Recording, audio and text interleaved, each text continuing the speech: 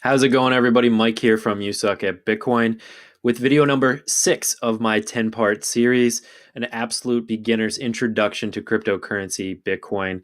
I walk you through the process of all the explanations of everything you need to know before you make your first purchase, all the way through making your first purchase, which we did in the last video on Coinbase, all the way through further still to purchasing your first altcoins and other mindset things that you should be aware of as you start your crypto journey. But today we're talking about GDAX and setting up our account on GDAX. Now, for those of you who don't know, GDAX is Coinbase's backend. It basically provides liquidity for Coinbase so that they can continue to do buy and sell orders, and they actually charge the Coinbase users for that convenience of just being able to type in a price and hit buy, and then you're good to go. Now, GDAX is supposed to be for more technical traders or more professional traders, but everybody that has a Coinbase account automatically has a GDAX account. So once you have your Coinbase account set up, you simply click sign in. Now, they might ask you, depending on how far along you are in the process of setting up your Coinbase account, for some additional information, some identification information, but you're pretty much good to go once you have your Coinbase account. Now, you can see here that there's a lot going on. Don't let this intimidate you. This is just showing what's called the order book.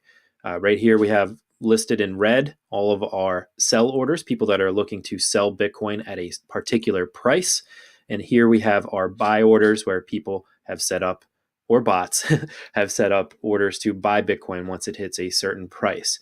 Now, the glory of GDAX is the fact that you can avoid all of Coinbase's fees by adding your order into the order book rather than going through that convenient process of entering the amount of Bitcoin that you want or the amount of US dollars that you want to spend and then clicking buy and having it go that quickly. They reward you for putting your order in the order book and setting up or adding to the liquidity of their site by not charging you any fees to do so, so far as you set up a limit order. We're going to talk about that in a second, but first we have to fund our GDAX account. So we want to go back to Coinbase, and I'm just going to show you here that at the moment I have $100 in my Coinbase account, $100 worth of Bitcoin, I should say, 0.0091 Bitcoin.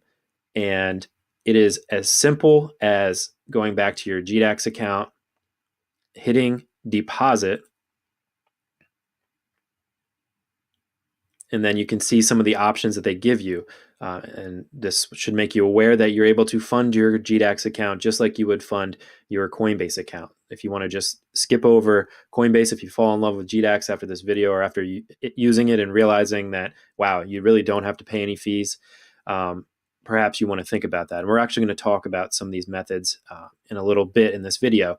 But for now, we're going to fund our Coinbase account. You can see that it automatically loads and shows you your wallet back on Coinbase. When you click on Coinbase account, we can see our 0.009-ish Bitcoin, and we're going to deposit, let's say 0.005 Bitcoin into our GDAX account. We hit deposit funds after we make sure that the amount that we want to send is correct. We should always be in the habit of doing that, even though this is a very safe, instant, and free transfer. We always want to do that decentralized double check to make sure all of our decimal places are in the right row, in the right order, I should say. So hit deposit funds, and boom, just like that, you have successfully deposited 0.005 Bitcoin. We can close out of this, and we can see up here under balance that our 0.005 Bitcoin is in our account. Now, from here, we can decide that we want to sell our Bitcoin, we want to send it somewhere else. And that's the great thing about GDAX as well, is that you don't have to pay miner fees. Now, you probably have heard or maybe even experienced high miner fees recently, as Bitcoin has been scaling and doing a kind of bad job of doing so. Fees can be as high as $30, which is a lot of money, especially if you are just trying to transfer like $5 worth of Bitcoin. $30 is a lot because that's more than you want to actually transfer. But when you transfer from GDAX, there's no fees whatsoever. And in our next video, we're actually going to be walking through the process of withdrawing to send it to an exchange. If you want to buy altcoins on Binance, altcoins that, of course, are not offered on Coinbase, or you want to send it anywhere else to your hardware wallet, we're going to be walking through that. But just to show you now, all you have to do is click withdraw. You click BTC address.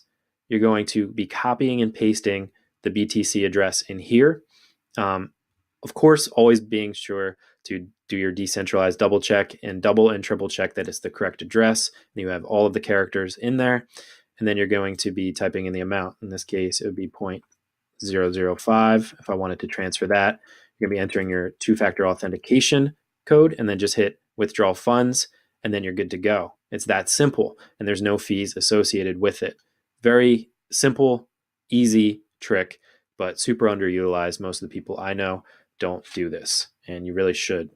But let's say that we want to sell our Bitcoin. Either we're done with Bitcoin or we want to short the market. We want to short Bitcoin because we think the price is going to go down and we're going to buy back in at a later price. And none of this is financial advice, of course. Anytime I've tried to do that, I have failed miserably. I never bet against Bitcoin. That's just my personal opinion, my personal experience. Bitcoin just keeps going up. And whether you think it's going to go down or not, you can easily get screwed if you try to swing or day trade. I don't suggest it. But let's say we want to set up a order to sell our Bitcoin. The way that we avoid fees, the whole reason we're doing this on GDAX is so that we can avoid those fees, is to set up a limit order.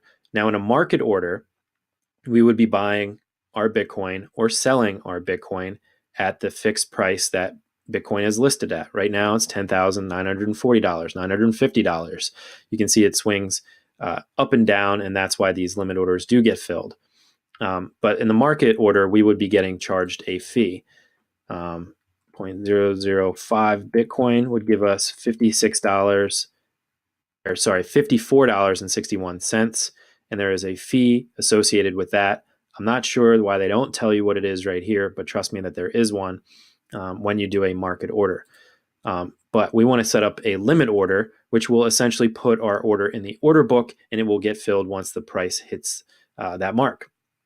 So in this particular example, if we wanted to sell our Bitcoin and we wanted it right away, we didn't really care how this price fluctuates, we would put it at the lowest that the price is listed. I like to click on the actual number so that it autofills for me. You can also do that and autofill it from up here under your balance where it says US dollar and BTC. You can autofill it that way so that you don't screw up decimal places. A trick also that can save you. But for this instance, we're hitting 0.005. We can see that the price has already fluctuated up, so we missed our chance to get it at to sell it at $10,950.01. So we want to put our limit order here, and we want to click post only. And we don't want to do the allow taker because that would execute and also charge us fees. So we want to do post only and place sell order. For this example, I'm just going to click a price that's higher because I do not want this order to fill. So we're going to do it at $10,971. You can see that it auto-filled there. Once I clicked it, we hit place sell order, and we can see right here it popped up. And we can see down here that our order is there. It will tell us once it fills. And we can see it up here in the order book as it scrolls up and down, as the price moves up and down, and as more and more people add and take away their orders and as they get filled.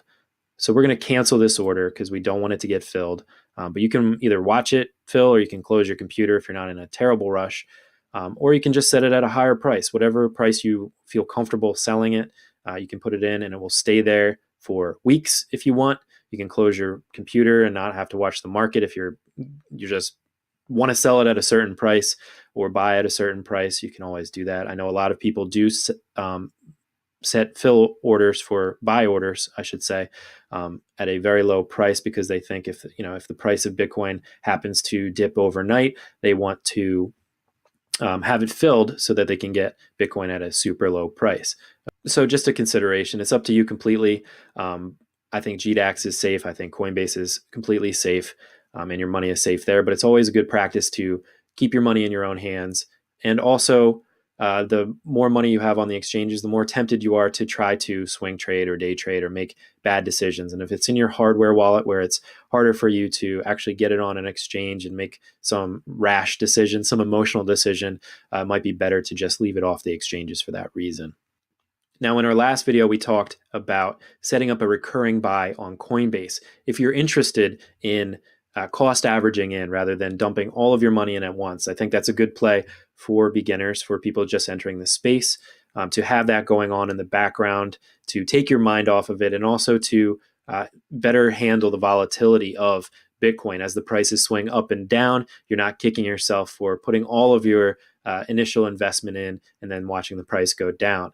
That way you can snag better deals on the way down, and you can kind of limit your risk in that manner. And Coinbase does make it super easy. All you have to do is click that button and set up a recurring buy, and you don't have to worry about it in the background. And it's good, I think, when you can have something running in the background. However, now you might be asking yourself, wow, now that I don't have to pay any fees, couldn't I just deposit money onto GDAX and just buy it every Friday or buy it, every day, a small amount every single day? And that is absolutely correct. But you have to ask yourself, do you have the discipline to put your 100% of your investment in cash into GDAX and then have the discipline to wait till that scheduled time?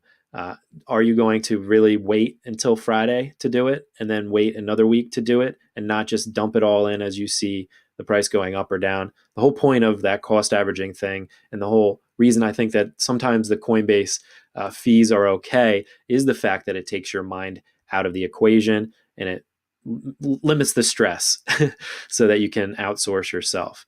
If you do have the discipline to do that, by all means, I think that's a great idea. You can save 3% of your investment every single time you do it.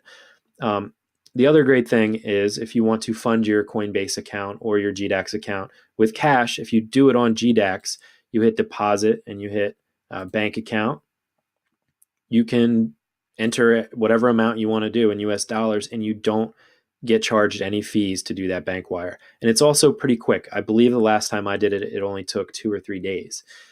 So just a consideration for you. None of this is financial advice. You got to come up with your own plan. That's another way to really greatly reduce the fees if you do have that discipline to buy at the proper times, whatever plan you set up for yourself. But that's pretty much it. That's all I've got for you today.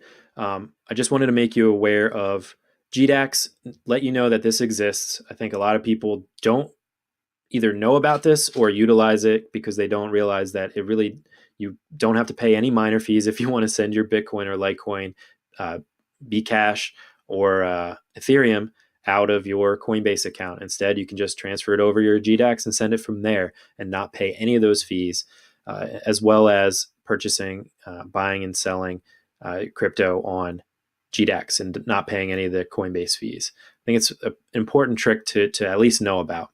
Of course, like any YouTube video, anytime you learn something new, do your own research. Once you set up your GDAX account, go into your account, explore it, check out over here on the top right next to your name. There's information here that you can find out about your new account. Go down to my fees and look up that stuff.